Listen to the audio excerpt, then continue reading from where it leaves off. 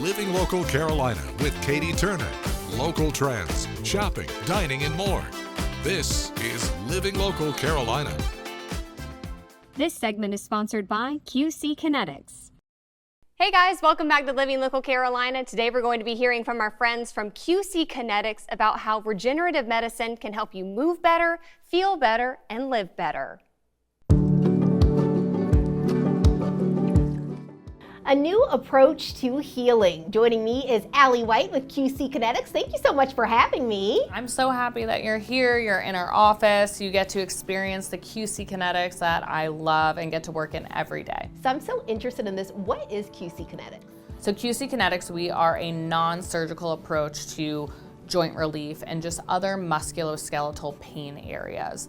So we really dive in to make sure that our patients can be treated more in that non-invasive approach, because we know surgery ultimately is very invasive for patients. It can be very long time for healing. So we wanted to come up with an area of medicine and really dive into regenerative medicine to treat our patients. And can you elaborate a little bit more on what regenerative medicine is? Yes, absolutely. So regenerative medicine is really cool. So anyone that likes to nerd out over the science like I do, it is an area of medicine that takes what your body has, so autologous, meaning from you. It takes what you have, and what we can do is we can harness it in a way that your body can no longer do. So just a couple examples, there's a hot topic in medicine right now. It's called platelet-rich plasma, also known as PRP. So that's what we do here as well, along with other treatment areas and treatment modalities. So with that, we take what your blood has, so the cells from your blood, we take your blood, just like a normal blood draw, we take that into our lab, we spin it down, we take the cells from that are needed for healing, and we actually re-inject it into your area of pain. How does this type of medicine differ from traditional medicine? Great question. So it differs from traditional medicine in a ton of different areas. So if we think about the traditional pathway for patients right now, you have a steroid injection. Steroid injections just mask the pain. They don't bring a healing response. They actually dampen your immune system so your body can't do what it naturally wants to do. From there, patients just tend to get worse. Then you have your opioids. We also want to get patients off of opioids, knowing that the opioid epidemic is so large right now and how effective it is for patients. And then ultimately there's surgery. So surgery is a permanent decision. There are effects from surgery that can be really difficult for patients. The healing time can take a very long time for those patients, and then just the downtime as well. So for us, we differ from traditional medicine. Hearing all of those things of what you need to do in traditional medicine or getting an injection with us from your body's own cells, I would take the regenerative medicine approach. Yeah, that sounds so interesting. So why QC Kinetics? Why QC Kinetics? That's a great question. So for me, it's the patients. Our patients are the reason why. They come through our doors, we get to learn all about them. They bring us their why, and we help treat that why. So normally you go see your physician or your PA, NP, and the burden of healthcare, they can't get to learn who their patients are or why they're coming to see them. We can at QC Kinetics. So you may be coming for your knee pain, but what is that why behind your knee pain? What do you need to get back to doing? That's what I love about QC Kinetics, because that's what we're doing for our patients. Now, who qualifies as a patient? It's a great question. A lot of people. So we don't have a patient population that we don't really treat.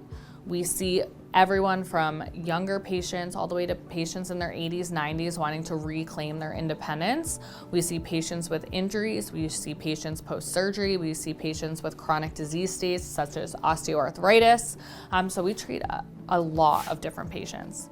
What are the most common treatment areas? Great question. So for us, it's those joints that you wear out mostly. So think of your knees, think of your hips, the joints that you're on every day, those weight-bearing joints, but we also treat every other joint in the body. So think about your shoulders, wrists, fingers. If you're doing a lot of computer work, we see a lot of people with finger issues, or your thumbs.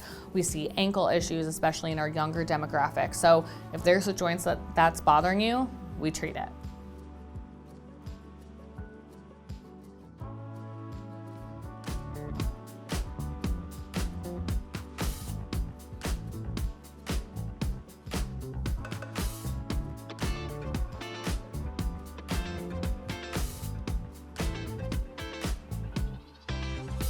If you want to learn more information, be sure to visit qckinetics.com/Myrtle Beach or you can call 843-258-6059. This segment is sponsored by QC Kinetics. We'll be back right after this break with more Living Local Carolina.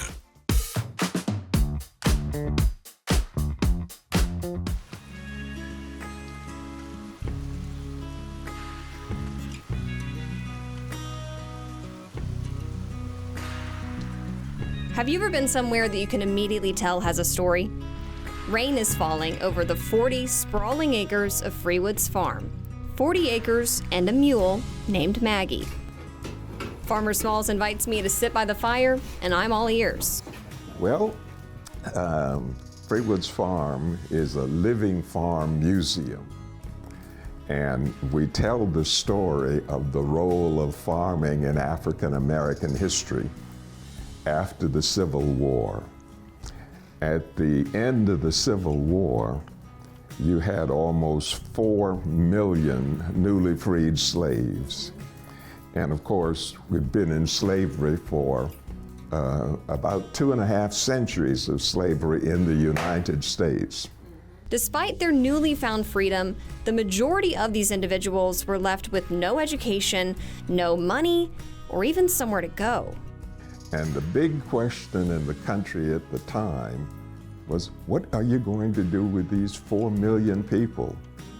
Well, this became a problem for General Sherman because you had a lot of emancipated people following the Union Army in order to get food and to get away from those plantations.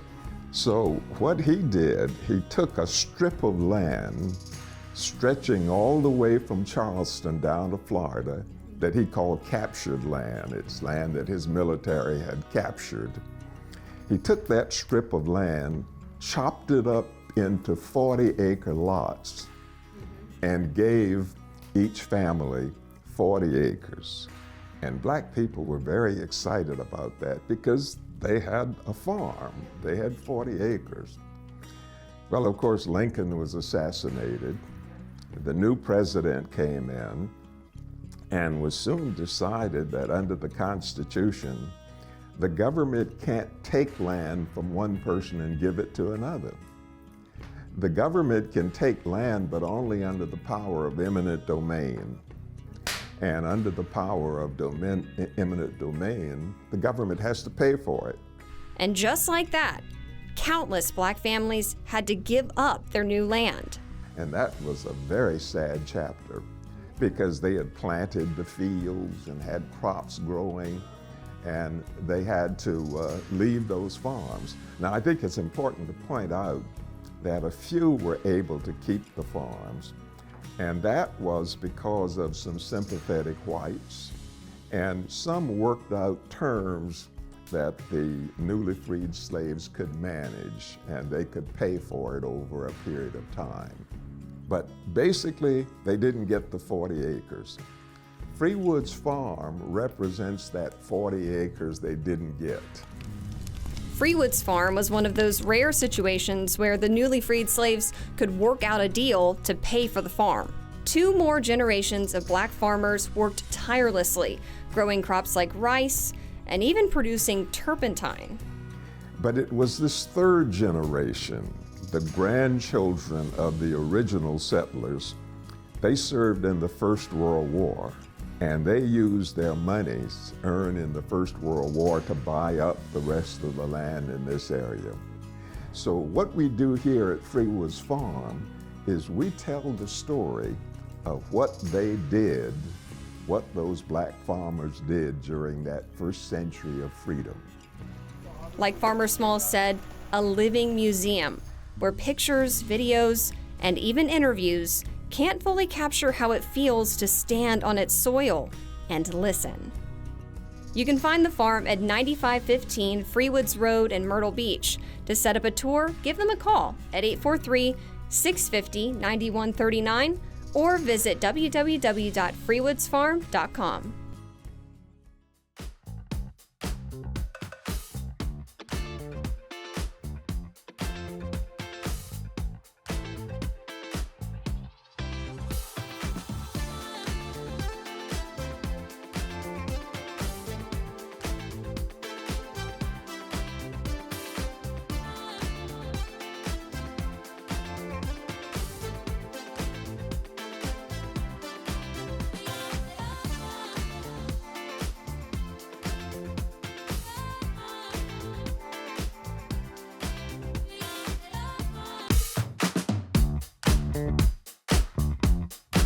Well, welcome back to Living Local Carolina. Today I'm joined in studio by Becky from the Champion Autism Network. Becky, how are you doing? I'm doing great. Thank you so much for having me. Absolutely. Tell me, how did you get involved with CAN in the first place?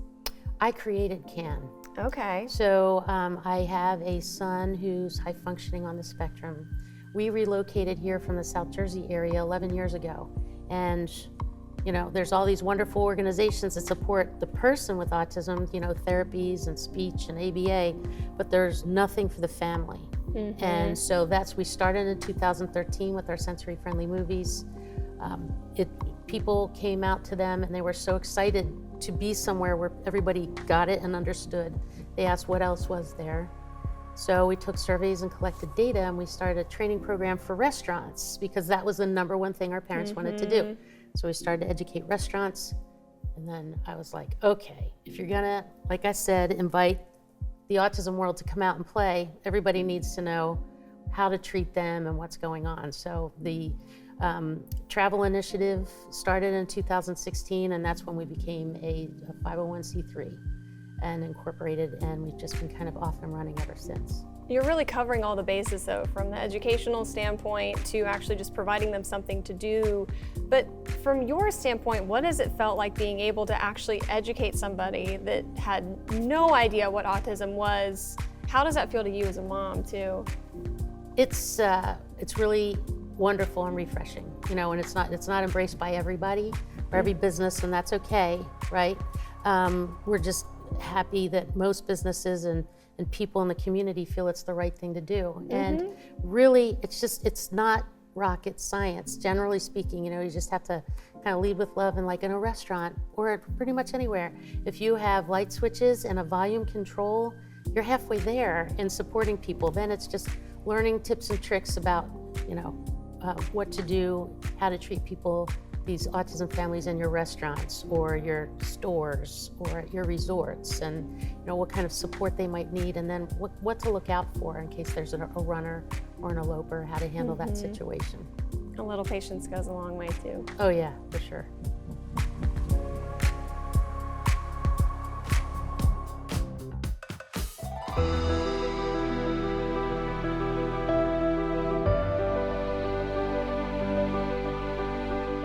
Well, good morning and thanks so much for joining us today again on Living Local Carolina. Today I am joined in studio by Michelle Gerald. How are you doing? I'm great, thank you. All right, you are the founder of SIS. What does SIS stand for? Sisters Inspiring Sisters. We're always looking for volunteers to help. We're always needing funding. If you know, if you would like to donate funds, we're always looking for that, because a lot of it I do out of pocket. A lot of it I do myself. And so if I could mention anything else, it would be that we always need volunteers to help give out the food, to help give out the blankets and those things. We did a back to school drive. I was granted a Small Smiles grant, and they asked me what would I do, and I said with that I wanted to make sure that our children in my neighborhood were able to be children for a day. We had the bouncy house out. We had people to connect with us and just, you know, cook food, and we had Sisters United, they donated 100 baggies of school supplies. Brothers United were on the grill. Myrtle Beach, the neighborhood services of Myrtle Beach, they were out there giving out popcorn. The police came by, the fire truck came by, and we had all these games set up for the kids. And I do that every year, back to school drive every year, but this year I was able to, with that grant, make it big. So I'm always collecting school supplies, I'm always collecting clothes, just anything that you can think of that someone may need that they don't have. I collect, and funding is also a big part, because again, I do it all out of my pocket. A lot of it I do out of my pocket. So we're always collecting through. If I could say anything, it would be just connect with me if you have anything to donate. Nothing's too small. All right, how can people get in contact with you? You can find me on social media, on Facebook. Look up SIS and SIS-Sisters Inspiring Sisters. Everything is up there, the new events and any information that you may need. My contact information is all on there. If you would like to email me, that email address is sisinformation2018@gmail.com.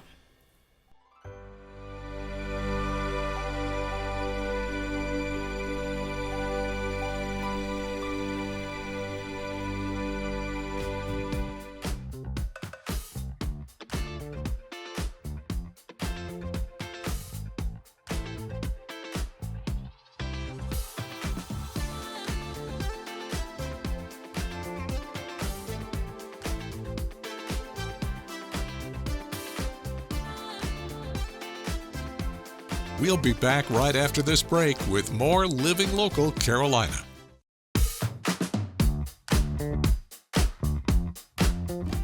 Alrighty, so we're going to get started with the salsa basic. And so I'm gonna dance with you as a lead and you will then follow me. Okay. So I'm actually gonna teach you the follow footwork for salsa. All right, so you wanna start with your feet together, which you already got, which is perfect. You're gonna take your right foot and you're going to go back with your right, rock forward, back on the left, and then together. And then take your left foot and go forward, rock forward, then go back on your right together. So let's do that again. So go back with the right together, forward with the left together. Oh, you're doing great. Thank you. All right, okay.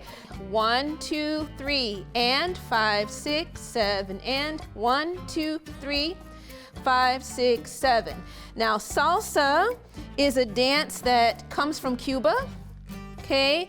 And we're gonna do another basic. So you're gonna take your right foot and go to the side and together, left to the side, together, right to the side. So it's a dance from Cuba, which is a combination of a dance called son, and then there's cha-cha and rumba. So all of these dances kind of come together and create salsa. Let's go back to our basics. So back with the right and forward with the left. So a lot of those dances are actually rooted in African movement and music. So a lot of the steps actually started out as work dances that people would do when they were working on the plantations. And then it became movement, okay? And then now we have salsa. Let's go to the side. And I'm gonna add one more little basic for you. Okay, and then we're going to do a cross back with the right. Oh, we're getting funky. Together, again, real funky. Okay. We're gonna cross back with the right and together, and then cross back with the left and together. Cross back with the right and together, cross back with the left. Good. You caught on really fast for someone who said they didn't know how to dance.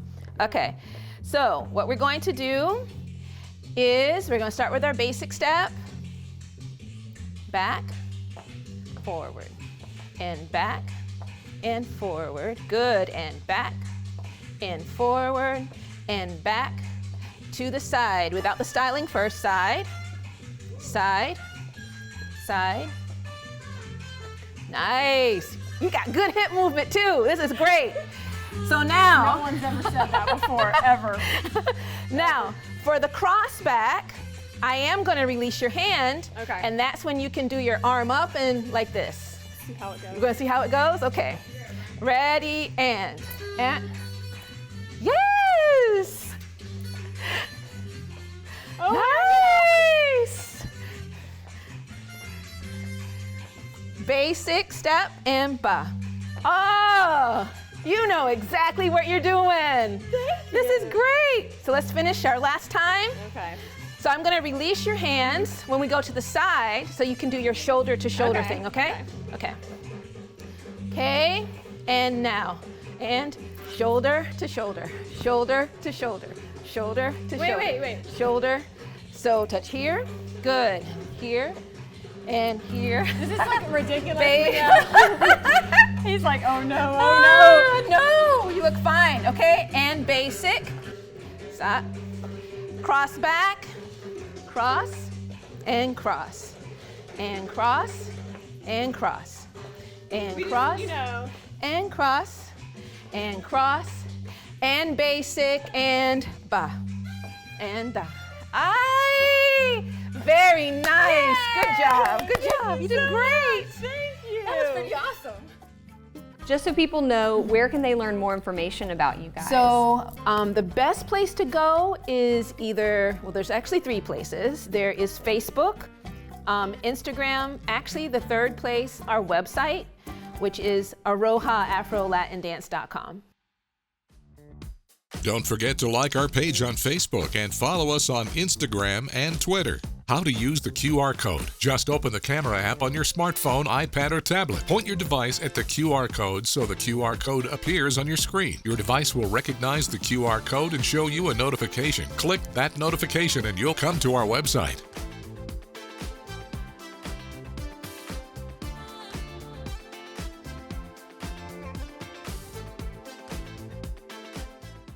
Living Local Carolina, weekday mornings at 9:30 on WBTW News 13.